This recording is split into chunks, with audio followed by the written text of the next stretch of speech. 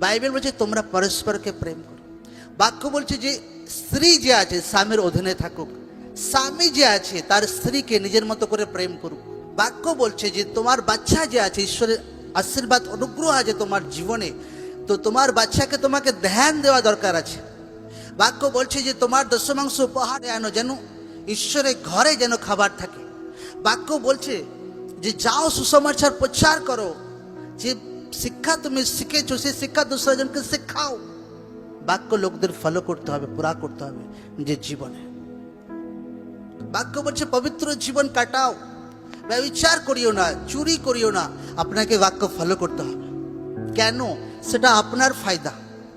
যে মুহূর্তে বাক্য ফলো করবে, যে মুহূর্তে বাক্য লোকরা নিজের জীবনে লাগু করবে, আর লোকদের জীবনে কি হবে, একটা বড় ঈশ্বরের হাত, বড় একটা ঈশ্বরের অনুগ্রহ আপনার জীবনে কাজ করতে শুরু করবে। একদম আমেন, আমেন।